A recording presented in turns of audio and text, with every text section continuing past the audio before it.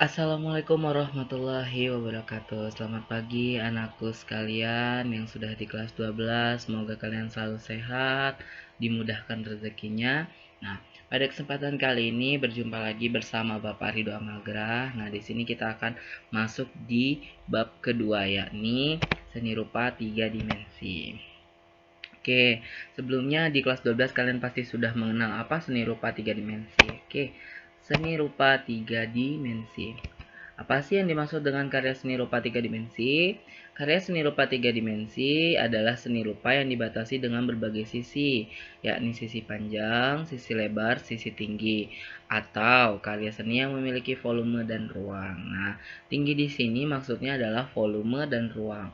Jadi kalian jangan salah lagi bahwasannya seni rupa 3 dimensi itu bukan hanya panjang kali lebar kali tinggi, tapi sisi panjang, sisi lebar, sisi tinggi yang memiliki volume dan ruang. Nah, jadi jangan salah lagi. Nah, ya. Nah, silahkan ditambahkan di catatan kalian. Eh, Apabila tidak ada di buku kalian, silahkan kalian tambahkan di catatan. Nah, sekiranya kalau sudah ada di buku catatan kalian, silahkan kalian stabilkan. Oke, sekarang kita lanjutkan ya. Mengulas kembali pelajaran sudah pelajari di kelas sebelumnya.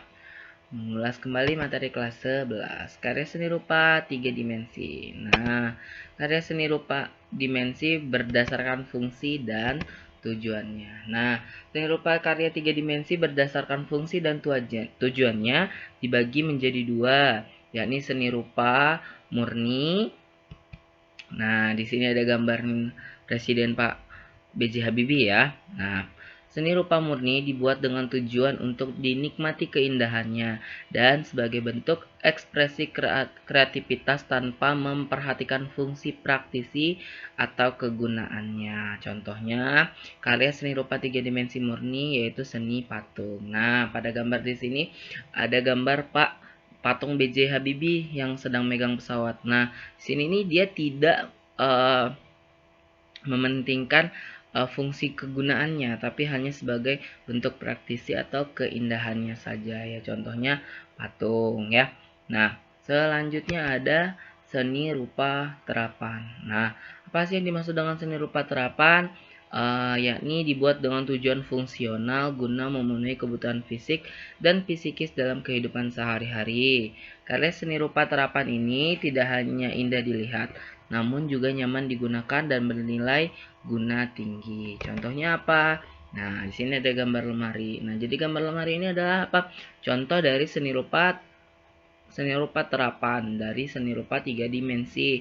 Nah, contohnya bisa furniture, bisa meja, bisa kursi, lemari, bahkan tempat alat-alat yang digunakan yang dibuat sengaja untuk bentuk sebagai nilai keindahan, tetapi juga dibuat untuk ada nilai fungsinya. Oke, ya. Sampai sini Bapak harapkan kalian paham. Oke, sekarang ini pembahasan ini sebelumnya sudah dibahas di kelas 10 ya.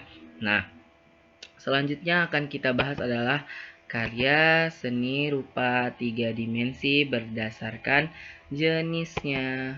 Oke, yang pertama itu ada patung. Seni patung merupakan cabang seni. Nah, oke. Seni patung merupakan cabang seni yang paling populer. Pada dasarnya patung dibuat menggunakan logam, batu kayu, dan tanah liat. Nah, dilihat dari bentuknya, karya patung dapat dibagi menjadi dua, yaitu patung figuratif dan patung non-figuratif. Patung figuratif dibuat dari inspirasi bentuk alami, seperti hewan, manusia, dan tumbuhan. Sebaliknya, patung non-figuratif sangat berbeda dari bentuk-bentuk yang ada di alam, atau bisa dikatakan memiliki bentuk abstrak. Bentuk patung non-figuratif hanya menunjukkan garis memanjang, garis melintang, lubang, lekukan, dan sebagainya. Nah, ini ada salah satu bentuk contoh dari seni patung ya. Nah, di sini ya ini termasuk dalam patung yang figuratif. Non figuratif itu yang seperti apa, Pak? Nah, itu yang bentuknya abstrak ya. Tidak ada bentuk dari bentuk-bentuk wujud asli dari alam. Oke, selanjutnya kita bahas lagi mengenai kriya. Nah, berdasarkan jenisnya ini ada yang namanya kriya. Apa sih itu yang dimaksud dengan kriya? Nah, seni kriya merupakan sebuah karya 3 dimensi yang dibuat dengan keterampilan tangan atau hand skill, serta mempertimbangkan fungsional dan keindahan. Bahan membuat kriya biasanya menggunakan kayu, kulit, batu, dan tekstil. Nah, kriya ini contohnya ini nih yang di atas ya, ada gambar ya. Nih Bapak tunjuk. Nah, yang di kriya ini adalah bentuk dari satu karya seni rupa 3 dimensi dengan fungsi dan tujuan itu berdasarkan seni rupa terapan biasanya ya. Nah, atau fungsi lainnya itu gelang. Nah, itu kalau gelang itu seni rupa murni, bahwasanya dia sebagai keindahan untuk dipakai di gelang tangan. Oke ya. Nah, sudah paham ya mengenai kriya. Selanjutnya kita bahas yang terakhir yakni arsitektur. Nah, itu gambar bangunan ya, arsitektur. Apa sih yang dimaksud dengan arsitektur? Ya, seni arsitektur merupakan cabang seni rupa yang melibatkan keahlian pekarya dalam merancang bentuk sebuah bangunan. Unsur budaya mempengaruhi seni yang satu ini, seperti budaya Cina, India, Arab, dan dari segi bentuk, warna, serta pakem yang mengandung makna filosofis. Nah, biasanya pada seni arsitektur ini memang berpengaruh pada budaya-budaya yang ada di Indonesia.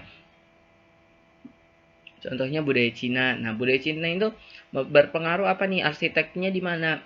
Biaranya, kelentengnya. Nah, itu banyak budaya-budaya Cina yang memang terbawa dari sana, agama dari agama leluhurnya, dan orang-orang Cina tuh membawa arsiteknya itu ke Indonesia dengan arsitektur Cina. Nah, terus ada juga yang di Arab, yang India. Nah, banyak kan kalau kita lihat bentuknya, oh ini kayak arsitek India nih, nah ini kayak arsitek Eropa. Nah, seperti itu. Nah, itu berlaku juga untuk warna, pakem, dan makna filosofisnya. Nah, jadi terkadang orang membangun rumah itu melihat dari arsitek atau filosofi yang akan dibahas, biasanya seperti itu ya. Apa nih nyamannya gitu. Nah, itu seni arsitektur. Jadi termasuk dalam berdasarkan jenisnya dalam seni rupa 3 dimensi. Oke. Nah, sampai sini Bapak harap kalian sudah benar-benar menyimak sambil membuka buku kalian ya. Nah, sekarang Bapak mau punya pertanyaan nih. Yang pertanyaan pertama. Nah, dibagi berapakah seni rupa 3 dimensi berdasarkan fungsinya? Nah, tadi Bapak sudah jelaskan seni rupa 3 dimensi berdasarkan fungsinya. Terus pertanyaan yang kedua. Dalam slide tersebut terdapat salah satu patung presiden Indonesia. Siapakah tokoh tersebut? Yang ketiga, apakah batik termasuk kriya?